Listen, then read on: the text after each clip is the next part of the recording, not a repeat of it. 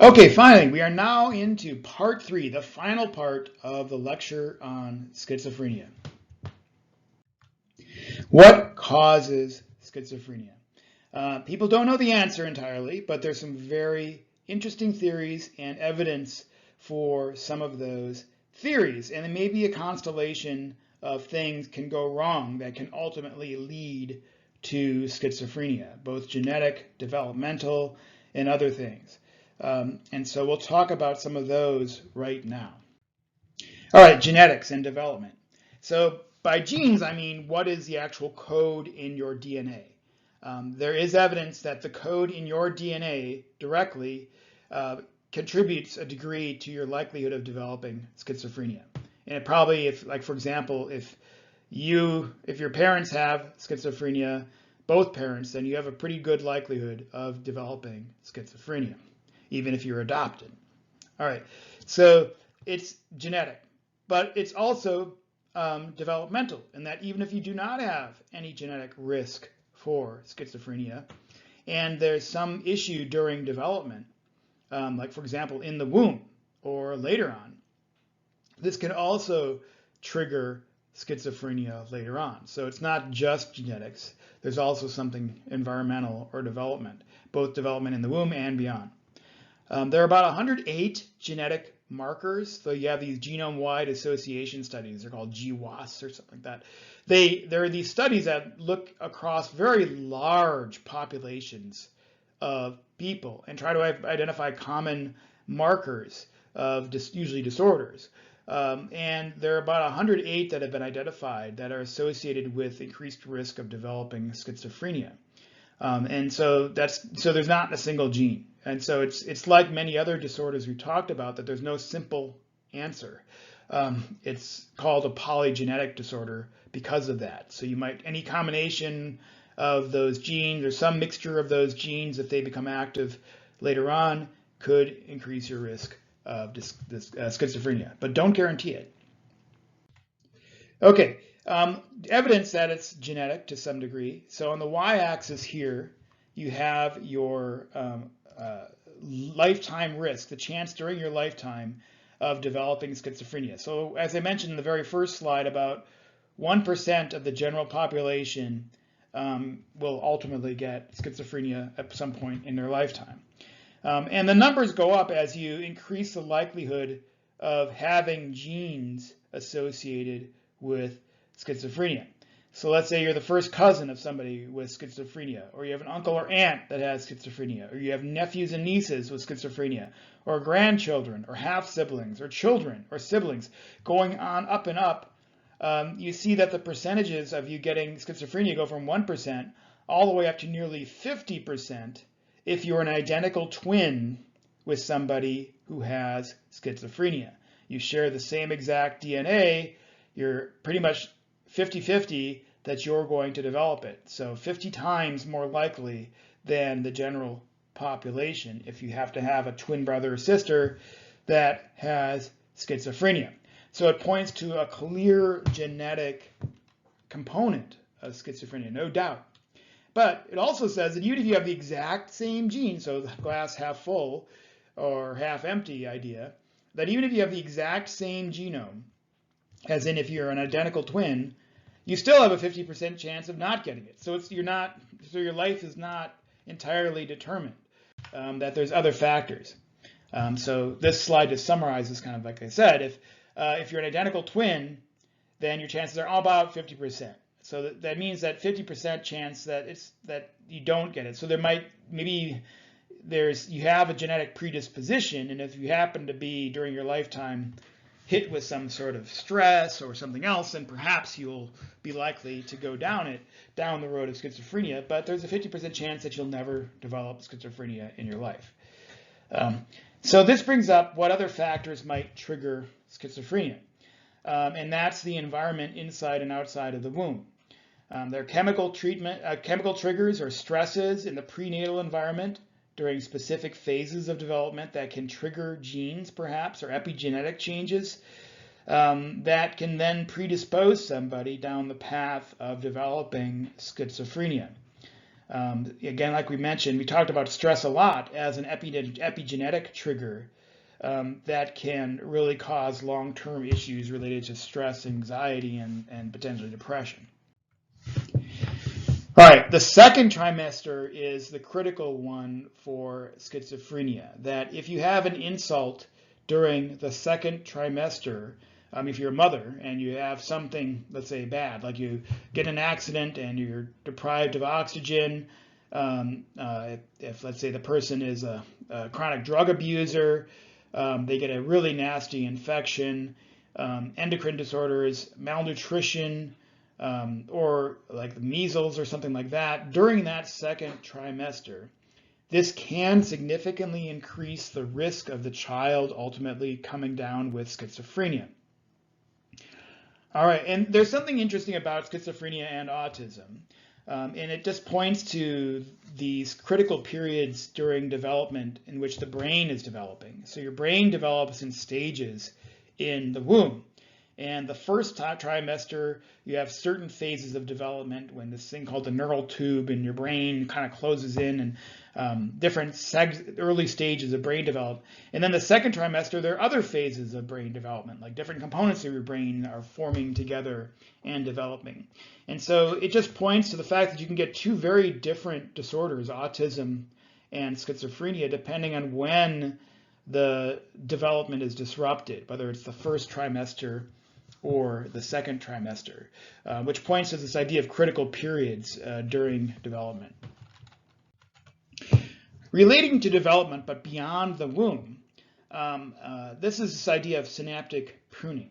So when we're right out of the womb, when we're born, all right, we don't have that many synapses. We have pretty much a bunch of we have a ton of neurons in our brain, plenty of neurons, more than enough neurons to go around our brain at birth. Mostly about more or less what we'll have through most of our adulthood. But we don't have that many synapses yet at birth.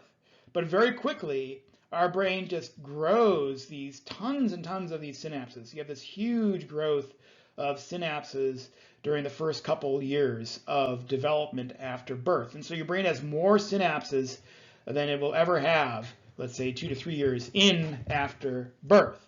But then slowly after that peak, your synapses start to prune away over time.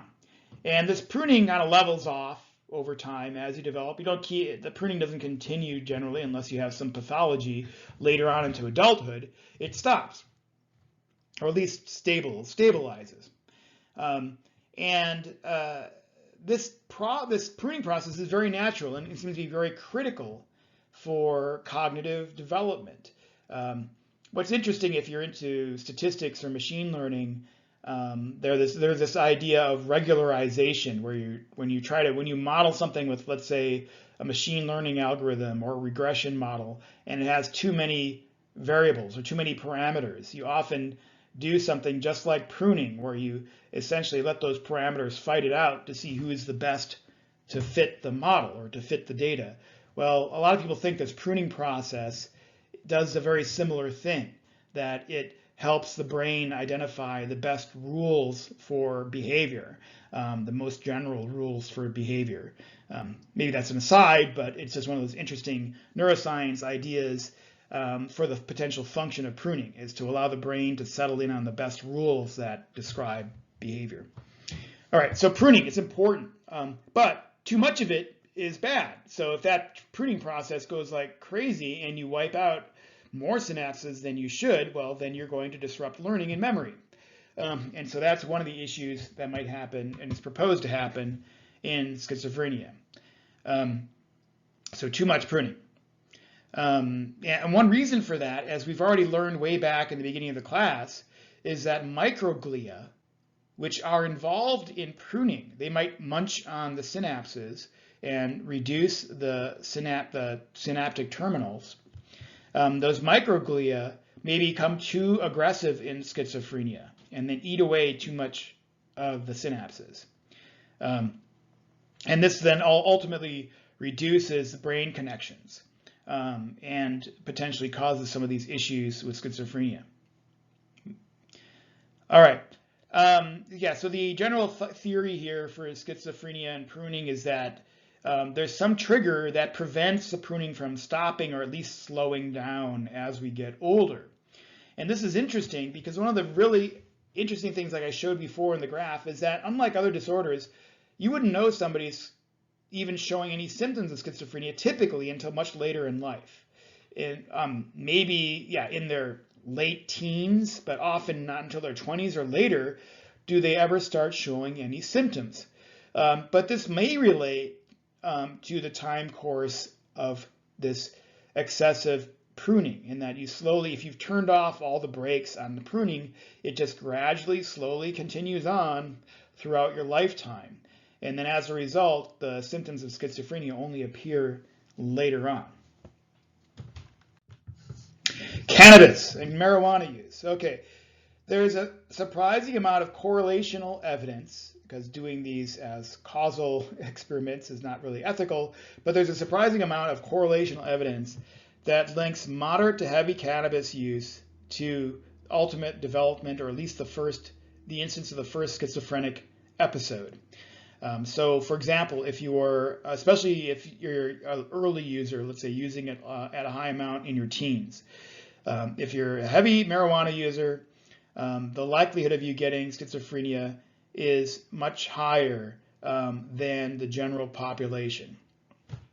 For the design of these studies that have looked at this, though, is that there's some concern that schizophrenics who already have schizophrenia may have been taking cannabis just to self-medicate because they have all this anxiety and they need to relax, and sometimes cannabis they feel helps them do that. But so then you don't know, is it cause or effect? But there have been more controlled studies that have looked at that more carefully, and it still seems to suggest that it's not just self-medication, that there might be a causal connection between cannabis use and the development. Granted, these are correlational studies, so making a causal connection is still second order right now, but it still seems to be pointing that way. All right. So just to remind you that there is a genetic, but there's definitely a non-genetic triggers for schizophrenia, and its potential that they both interact. So if you, for example, have a predisposition to schizophrenia, like you have one of your parents is schizophrenic, then if you smoke, let's say, a lot of marijuana in your teens, it may be that trigger that's necessary. That if you didn't, then since you're not if you're predisposed, it might be that thing that pushes you over the limit, and then you develop schizophrenia. So the general, what is the risk factor? So for marijuana users, the risk is generally 2 to 3 times higher, according to many of these studies. So to have psychosis, which is one of the main, of course, symptoms of schizophrenia and other disorders.